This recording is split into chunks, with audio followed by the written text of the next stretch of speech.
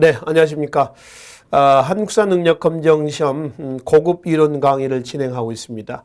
자, 지난 시간에 저희가 고려시대 사회사까지 정리가 됐습니다. 이 시간에는 고려의 그 문화사 내용부터 살펴보시는데요. 고려 문화사 내용이 유학부터 해서 이제 귀족 문화까지 해서 4개의 장으로 구성이 되어 있습니다. 이 시간에는 제 1장과 2장, 즉 유학, 역사서, 그리고 이제 불교, 이의 기타 신앙 내용들을 살펴보기로 하겠습니다.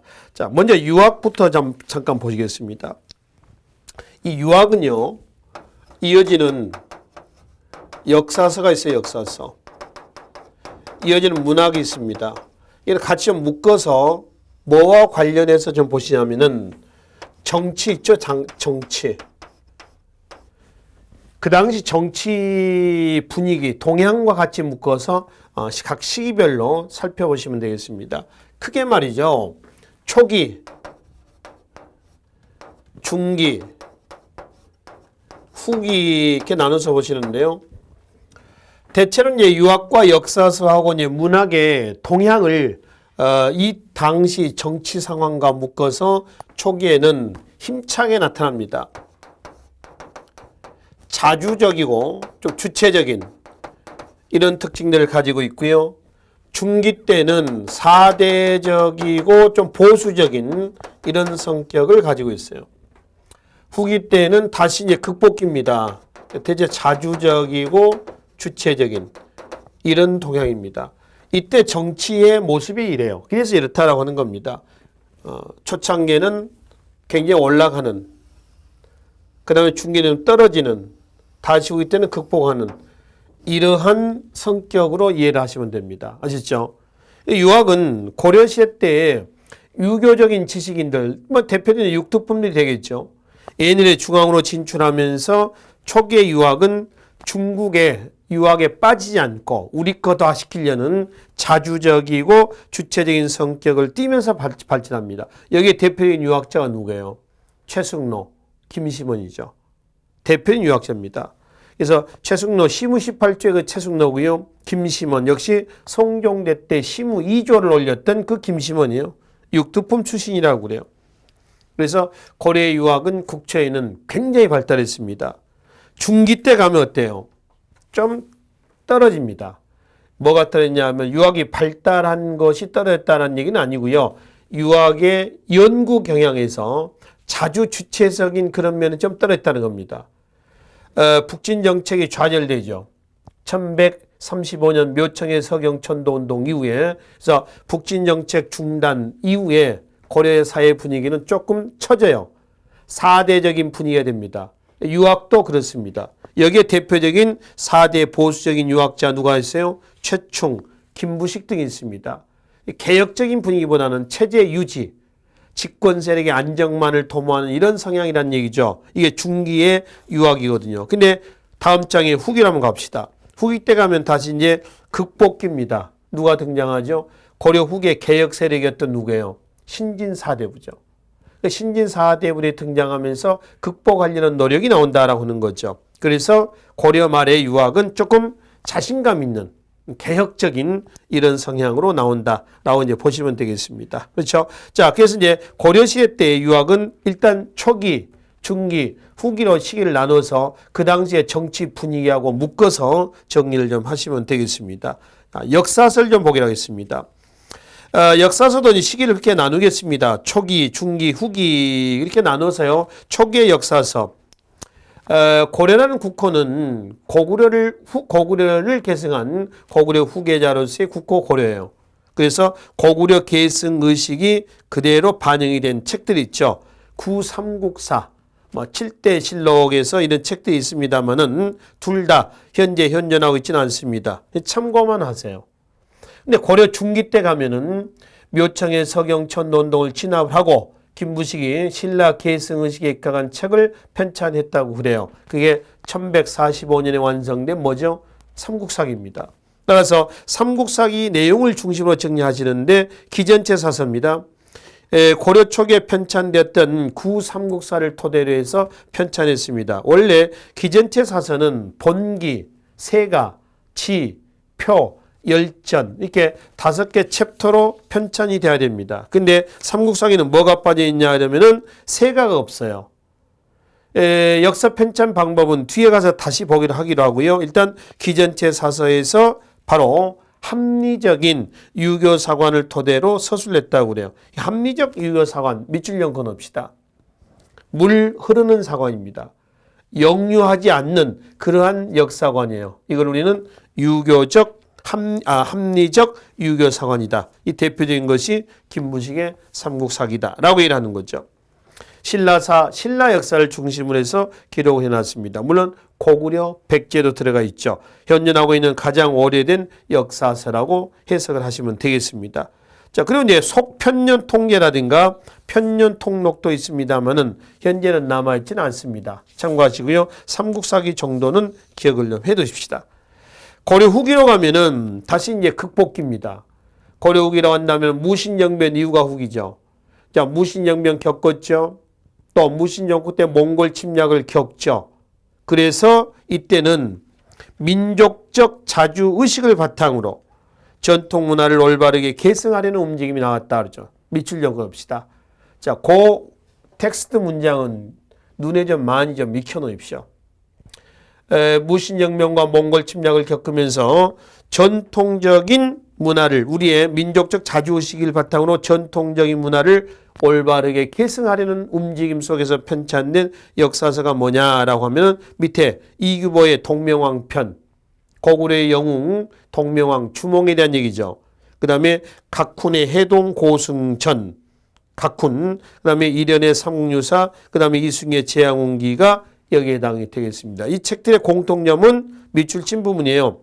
전통 문화를 올바로 이해하려는 움직임 속에서 편찬이 됐다는 것이죠. 한편 고려 말에 성리학이 들어오죠. 성리학이 들어와서 나타난 성리학적 유교사관학과 한 책이 있습니다. 그 성리학적 유교사관이라고 하는 건 뭐냐. 밑에서 맨 밑에 둘째 줄 정통의식과 대의명분을 중시하는 것을 얘기합니다.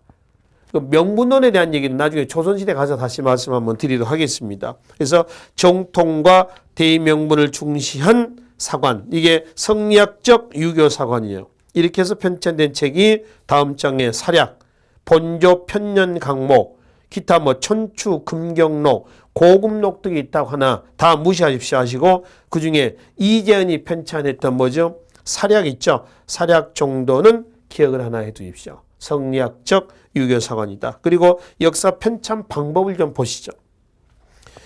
대부분 중국이 이 역사 편찬 방법의 효시입니다. 기전체, 편년체, 기사본말체, 강목체가 있죠. 기전체부터 한번 보실래요? 본기, 세가, 열전, 지표 이렇게 해서 챕터별로 나눠져 있어요. 뭐 본기는 왕의 일대기, 세가는 제후의 일대기, 그죠? 그 다음에 열전은 개인의, 그 다음에 지는 각종 제도사에 관련된 내용들이 들어가 있습니다. 그리고 표는 연대표입니다. 연대표니까 몇 년에 뭐가 일어나고 뭐 이런 것들이 들어가 있는 책이에요. 근데 삼국사기는 뭐가 빠져 있다고 그랬어요? 바로 세가가 빠져 있고요. 고려사는 본기가 또 빠져 있어요. 본기가. 하여튼 틀을 기전체를 모방했다라고 하는 겁니다. 그 중에서 본기하고 열전이 가장 중요시된 부분입니다. 그래서 본기의 기자하고요. 열전의 전자를 따서 뭐라고 그래요? 기전체라고 이제 명명합니다. 그리고 계속 보겠습니다. 편년체가 있습니다. 연대순으로 기록하는 거예요.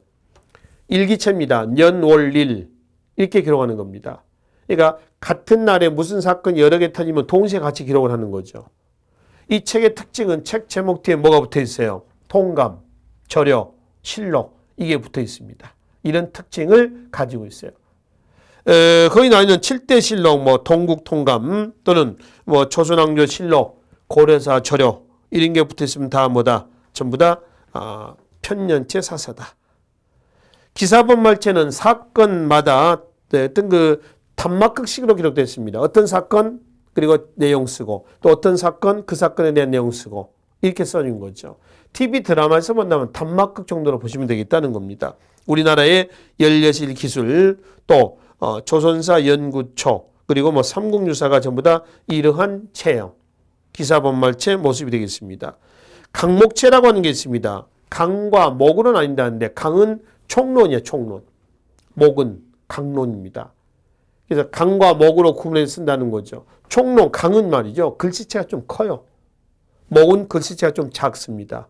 강과 목으로 나뉘어서 씌어진다라고 하는 것이죠. 우리나라의 안정복이 쓴 동사강목이 대표적이고요. 일종의 편년체의 일종이다 했는데 하여튼 그렇게 해가지고 강과 목으로 총론과 강론으로 나눠서 쓰여진다라고 하는 것이죠. 자, 그래서 역사 편찬 방법은 지금 4가지가 있습니다. 거의 효시는 중국이고요. 우리는 그 중국의 역사 편찬 방법을 도용을 하고 있다라고 보시면 되겠습니다. 그래서 역사 편찬 방법도 역사서도 전기, 중기, 후기, 초기, 중기로 나눠서 보시고 나중에 이제 우리가 문학에서 또 보겠습니다만 이 문학은 다음 시간에 봅시다. 뒤에 문학도 시기별로 그 당시 정치하고 관련해서 좀 개혁적인 분위기, 좀 다운된 분위기, 다시 또 극복하려는 분위기, 그때 맞춰서 문학의 성향도 저렇게 나온다라고 하는 것이죠. 자, 이어서 성리학을 좀 보도록 하겠습니다. 성리학은 원래 우리나라 게 아니죠. 중국의 유학입니다. 중국 남송대 때에 그 주희라는 사람에서 만들었어요. 송은 한족이죠, 한족. 민족이. 그 송나라 때 성리학, 원래의 성리학은 말이죠. 뭐를 강조했냐면 명분입니다, 명분. 그 이름에 따른 직분을 명분이라고 그래요. 그 이름에 따른 직분입니다. 명분. 양반은 양반대로, 노비는 노비대로, 주인은 주인대로, 종은 종대로 각자 해야 할 일이 딱딱 정해져 있다는 겁니다. 순리대로 해야 한다는 거예요. 근데 우리나라에 들어왔던 성리학은 이 명분이 아니거든요. 송 다음에 원이 나오죠. 원은 몽골족이에요. 몽골은 한 문화를 철저히 배척합니다. 근데 유학은 받아들여요. 뭐예요? 성리학이죠. 그러니까 송이나 원이나 다 유학은 성리학이거든요. 근데 원나라 유학은 성리학은 명분을 강조한 것이 아니라 성리학은 성리학입니다만은 명분을 한번 채다가 담아서 걸러낸 거예요. 걸러내. 그래서 걸러낸 뭐 실천 이거를 중시하는 성리학으로 발전합니다. 한번 걸러서 개선하는 거죠. 그리고 고려 말에 들어왔던 성리학은 뭐예요? 명분인가요? 실천인가요? 실천입니다. 이게 고려 말 충렬왕대 때의 이 누구에 의해서? 안양이죠. 안양에 의해서 고려 말에 수용이 돼서 이후에 고려 말의 개혁 세력이었던 누구죠? 신진사대부의 사상적 기반이 됐던 겁니다. 그래서 신진사대부의 개혁적 성향하고 실천적인 성리학하고 어때요? 딱 맞아떨어지는 거죠. 그렇죠? 맞아떨어졌습니다. 그래서 우리나라에 들어왔던 성리학은 송나라 성리학이 아니라 개혁적인 성향의 뭐다? 이 원나라 성리학이 들어왔다라고 이제 보시면 되겠습니다. 자, 그래서 이제 고려 말 충렬왕대 안양 이후에 백이정, 이재현, 박충자, 그리고 뭐 이색, 정몽주 이렇게 넘어오는 겁니다. 그 중에 이색의 제자 바로 정몽주가 그의 스승 이색으로부터 동방이학의 조다. 동방이학은 동방 성리학을 얘기하는 겁니다. 동방 성리학의 시조다. 이렇게 이제 칭호를 들을 만큼 고려 말에 뛰어난 성리학자였다라고 하는 겁니다. 정몽주, 뭐 정도전 등으로 넘어가는 거죠. 그렇죠? 그러면 실천적 기능을 강조했던 성리학이 들어와서 나타난 영향을 좀 보도록 하겠습니다. 맨 밑에 영향 좀 보세요. 유교적인 생활 관습이 시행이 됩니다. 유교적인 생활 관습, 밑줄 좀 그어놓읍시다. 그래서 유교적인 생활 관습은 뭐냐? 밑줄 이꼴 뭐예요? 좀 근검, 절약적인 이 근검 전략적인 생활 관습이다. 이렇게 하는 거죠.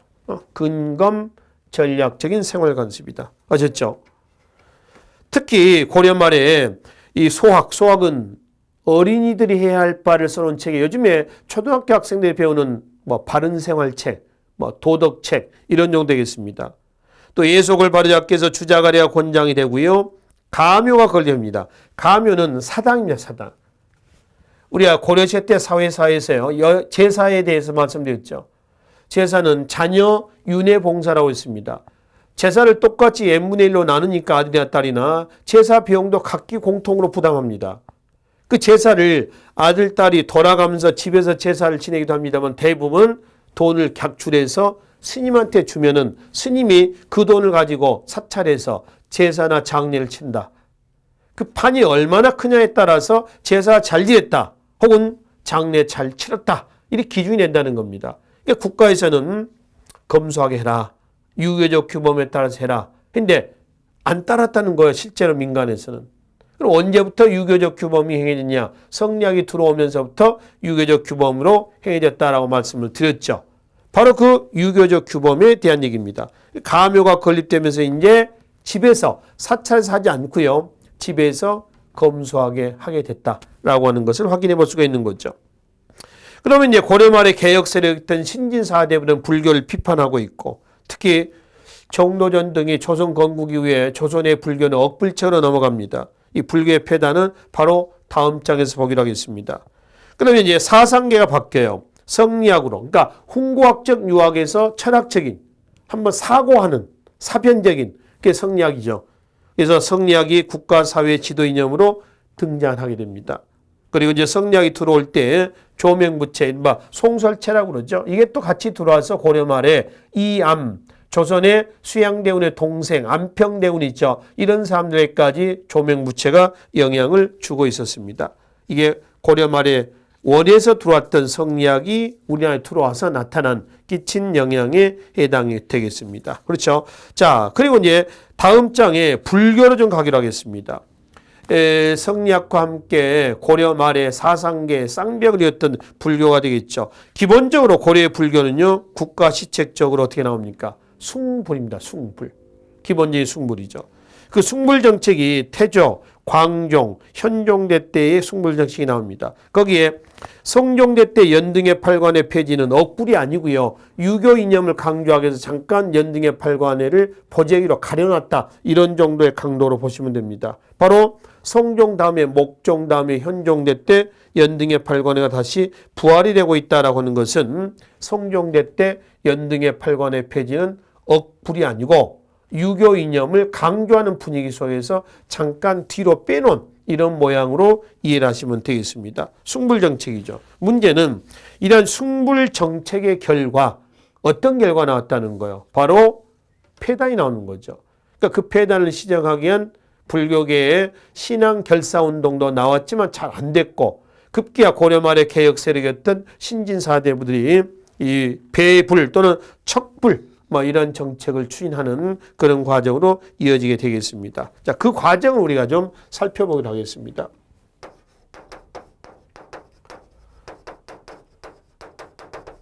숭불 정책부터 한번 볼까요? 자, 교재 내용을 좀 요약 좀 해봅시다. 정치 면에서 숭불 그러면 과거에 승과가 있죠.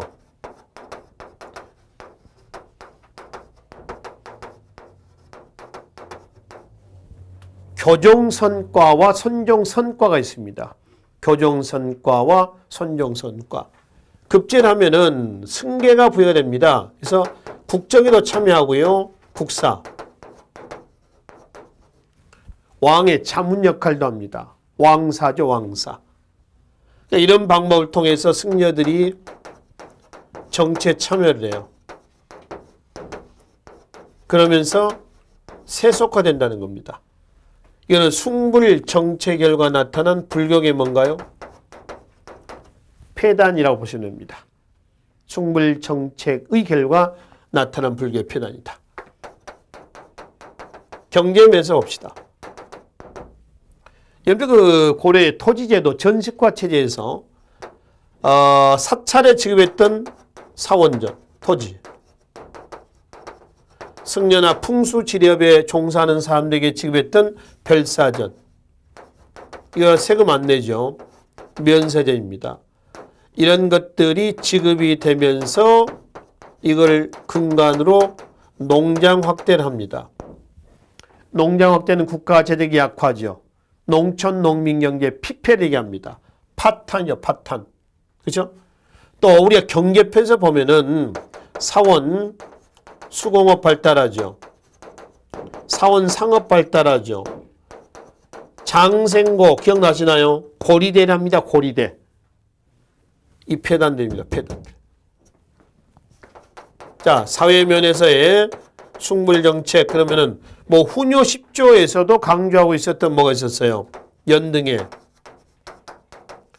전국적인 불교 행사입니다. 8관에 있죠. 이 연등회와 8관 행사를 대단히 중시합니다. 연등회와 8관을 중시하죠. 자, 이러한 연등회 8관회를 통해 가지고 승려들이 특혜를 받아요. 특혜를 받습니다. 특혜. 그래서 면역의 특혜를 받습니다. 면역, 면세. 그 승려들의 지위를 국가 정치라 보장해 주는 겁니다. 이러다 보니까 사찰이 뭐가 돼버려요, 이제. 피역의 소굴이 돼버립니다. 역을 피하는 피역의 소굴이 돼버렸다. 그렇죠? 이게 폐단들이에요. 이런 폐단에 대한 뭐가 나온다는 거예요? 신앙, 결사운동이 나온다는 겁니다. 신앙 결사운동이요. 이 신앙 결사운동을 다른 말로 얘기하면은 불교계 정화운동이라고 보시면 됩니다. 이 불교계 정화운동은 교종은 교종계열에서 따로 하고요. 선종은 선종계열에서 따로 했어요. 교종계열에서는 전라남도 강진 만덕사라고 하는 사찰에 요세라는 승려가 백년결사라고 하는 신앙결사단체를 두고 누가? 요세가. 어디에서? 강진 만덕사에서. 선종계에서는 순천, 전라도 순천 송강사에서 수선결사를 조직하고 누가? 진우리. 신앙결사운동을 전개했는데 잘 되지는 않았습니다. 잘 안 됐어요. 비록 잘 안 됐지만은 나중에 수선결사 있죠. 진울의 수선결사는 이 수선결사를 통해 가지고 여기에서 이제 뭐가 나오냐면은 조계종이 나옵니다. 조계종. 태동의 맹하가 됩니다. 조계종이 여기에서 이제 태동할 수 있는 틀, 토대, 맹하가 됐다. 씨앗이 됐다. 이런 얘기입니다. 그래서 신앙결사운동 일단 실패했습니다. 그 폐단이 어떻게 됐어요? 계속 진행이 되겠죠. 계속 진행되면서 자, 이쪽 넘어가서 보겠습니다. 고려 말에 불교에 대한 폐단이 지속이 되면서 여기에 대한 이제 개혁 세력들이 나오겠죠. 신진 사대부. 뭐가 나온다고요? 배불론. 척불론이 대두가 됩니다. 불교 배척론이죠. 그럼 걔네들에 의해서 건국되었던 15세기에 있어서의 불교에 대한 시책은 어떻겠느냐 이거죠. 어떻게 했습니까? 당연히 억불정책으로 나올 것이다. 이런 얘기가 되겠습니다. 그렇죠? 자, 그래서 이게 고려의 불교의 동향이에요. 전체의 불교의 동향입니다. 그리고 이제 고려 불교에서 또 하나 여러분들이 정리하실 것은 고려 불교 사상의 동향입니다. 이 한번 보실래요? 고려 불교 사상을 보려면은 누구로 거슬러 올라가면 원효로 거슬러 올라가야 돼요. 이미 원효 때 우리가 한번 살펴봤습니다. 원효에 여러 개 흩어져 있는 불교 사상을 하나로 통합하기 위한 뭐가 있죠? 화쟁사상이 있었죠. 화쟁사상 신문 화쟁론이라고 하는 저서를 통해서 집대성 해놨습니다. 그러나 불교 사상의 통합은 시도만 했지 완전히 이루어진 건 아니라고 그랬죠. 그 원효의 화쟁사상의 영향을 받아서 의천, 자, 이 대각국사 의천이 해동, 천태종을 개창을 했어요. 그냥 천태종이라 해도 관계없습니다. 왜냐하면 해동이니 동국이니 사만이니 태동이니 청군이 하는 이런 용어는 다 우리나라를 지칭하는 거거든요. 그 해동 천태종은 교종을 중심으로 선종을 통합을 해놓은 겁니다. 교종 중심의 선종에 뭐의 통합이냐 그러면은 교단 간의 통합이에요. 교단. 좀 어설픈, 그러니까 완전하지 못한 통합이에요. 이게 교종, 선종 이렇게 붙여놨다라고 생각하시면 됩니다. 언젠가는 떨어질 수가 있다라고 하는 거죠. 해동, 천태 등의 교리가 있죠. 교관, 겸수, 치관. 자, 이런 게 그 텍스트가 나오면요. 그냥 천태종 이렇게 기억하세요. 구체적으로 이 내용까지는 몰라도 됩니다. 근데 우리 한번 보자고요. 무슨 뜻이냐면은 이론과 관, 실천을 겸수, 같이 겸해서 수행해야 한다는 겁니다. 지관은 마음을 비우는 것을 지관이라고 그래요. 마음을 비우는 거. 근데 무신영면이 터지고요. 의천이 죽고 나서 의천의 해동 천태는 다시 교단이 분열이 해버립니다. 1170년이죠. 무신영변 이후에. 그래서 분열됐던 걸 다시 무신정권의 후원을 얻고 진울이 재차 통합을 해놓습니다. 그게 조계종입니다. 이 진울의 조계종은 신앙결사운동, 아까 저쪽에서 말씀드렸었던 뭐가 있었어요? 수선사 결사운동, 수선결사운동, 순천 송광사에서 그거를 토대로 해가지고 조계종이 나오는 거죠. 이거는 선종을 중심으로 하는 교종의 교리상의 통합이에요.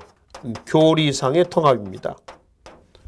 그러니까 교단 간의 통합 천태종입니다. 교리상의 통합은 조계종이요. 그러니까 뭐가 더 완벽한 통합이냐 하면 교리상의 통합이 완벽한 통합입니다. 이건 완전히 섞어놓은 거예요. 교단의 통합을 이렇게 붙여놓은 거지만은 교리상의 통합을 이렇게 완전히 믹서해 놓은 것이다. 이 조계종에서 강조하고 있는 교리가 있죠. 정의, 쌍수, 도노, 점수 이랬습니다. 정의, 쌍수, 도노, 점수. 자, 무슨 뜻이냐면은 교관겸수나 정의, 쌍수나 같은 얘기예요. 이론과 실천을 같이 수행해야 한다. 쌍수. 도노, 오라는 거는 깨닫는다는 겁니다. 순간 깨닫고, 도노, 점수, 순간 깨닫고 나서 끝이는 것이 아니라 점점점 계속 수행해야 한다. 그러면은 도노 점수 하면은 인, 즉, 불이 된다. 모두 다 부처가 될 수 있다. 인, 즉, 불이다. 라고 해야 되는 거죠. 이게 조계종의 교리입니다. 참고로 조계종의 2대 종종이 누구냐면 진울의 제자 진각국사 해심입니다. 이 사람 과거에도 제술과에도 급제했던 사람이에요. 그러니까 어렸을 때부터 얘기 승려가 되려고 했는데 부모님이 상당히 반대를 했답니다. 아버지가 돌아가시고 어머니가 돌아가시고 유학자의 길을 접고 승려로서의 길을 출발합니다.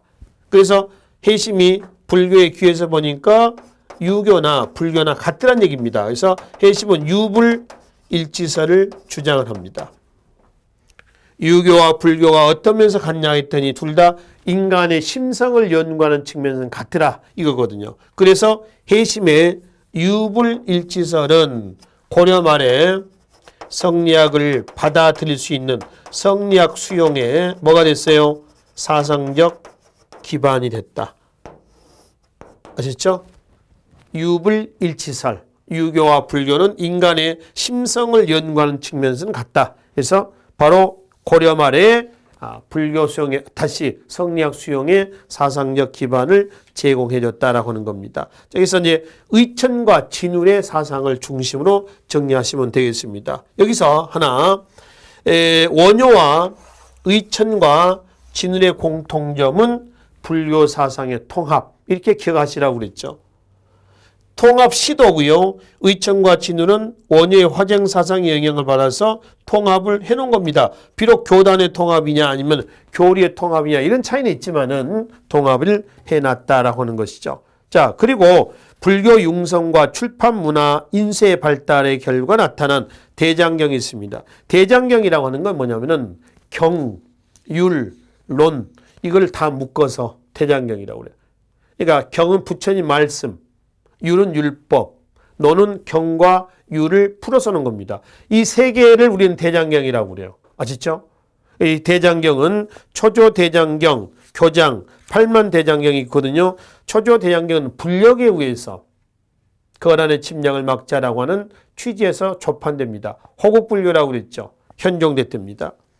그 다음에 교장은 의천이 흥왕사에서 개경, 교장도감이라는 관청을 두고 교장을 간행을 합니다. 이거는 뭐 거란이나 일본이나 송, 또 고려의 대장경을 취합하는 거죠. 초조 대장경하고요 교장을 좀 묶어 놓으시겠습니까? 묶어서 대구 부인사의 소장이 되어 있었습니다.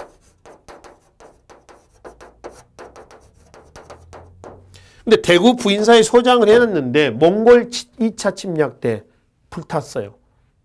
그러니까 완전 소진 아니고요. 일부가 국내와 일본 등의 일부가 남아있어요. 일부가. 그리고 나서 이제 현재 온전하게 남아있는 것은 최후가 강화도에 몽골 침략 때 가죠. 강화천도 이후에 불력에서 몽골의 침략을 막자 해서 강화도 선원사에 대장도감이라는 관청을 두고 여기에서 접안한 것이 팔만대장경입니다. 경상남도 남해의 분사대장도감, 분사제도 아시죠? 관청을 나눈다는 거죠. 분사대장도감을 둬서 강화도하고 남해에서 같이 만들어요. 그런 것이 15세기 때 와서 조선 초기에 합천해인사로 옮겨집니다. 그래서 합천해인사에 보관하고 있는 팔만대장경은 이때 만들어진 거죠. 유네스코 세계 문화유산 팔만대장경을 보관하고 있는 장경각은 문화유산입니다. 그 안에 있는 팔만대장경은 유네스코 세계 기록유산에 해당이 되는 거죠. 합천해인사에 보관이 되어 있습니다. 자, 그 다음에 이제 불교에 도교하고 풍수지설이 있습니다. 도교는 삼국시대 때 고구려에서 들어왔다고 그랬죠. 도교의 성격을 좀 보기 전에요. 도교는 비조직적, 잡신적. 그래서 교단 성립, 종파 없어요. 성립도 없습니다. 근데 융성했습니다. 왜 비조직적이고 잡신적이고 교단과 종파도 성립이 안 됐는데 왜 고려시대 때 도교가 융성했느냐 이거거든요. 자, 성격을 봅시다. 불로장생과 현세구복을 추구해서 재앙을 물리치고 복을 빌며 나라의 안녕과 왕실의 번영을 기원했다. 그래서 융성했습니다. 즉 현세구복적인 이 성격으로 인해서 비조직적이고 잡신적이었지만 굉장히 융성했다는 겁니다. 현재에 있어서 어떤 복을 구한다. 지금 나 있는 국가의 안녕, 나라, 왕실의 번영 이거를 기원하는 이런 현세구복적 성격으로 해서 고려의 도교는 굉장히 융성하였다. 이렇게 얘기를 하는 거죠.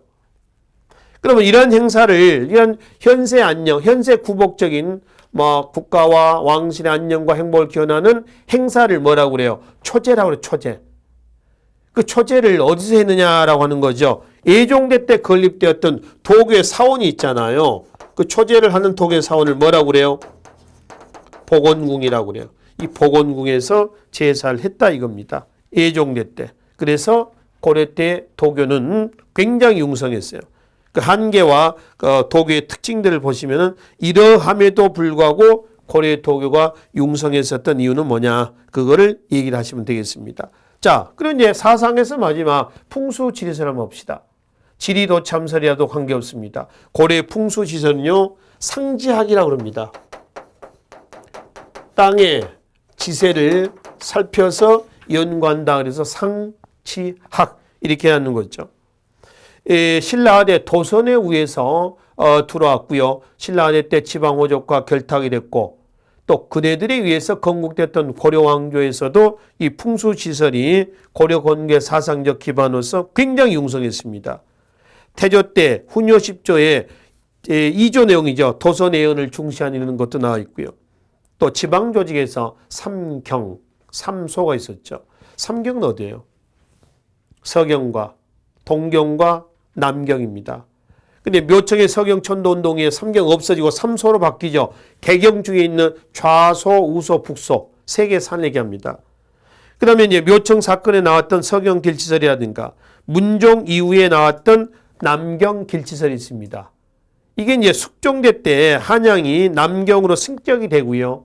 그러면서 숙종 이후에 가면은 삼경이 개경, 서경, 동경에서 서경, 동경, 남경이 된다는 거죠.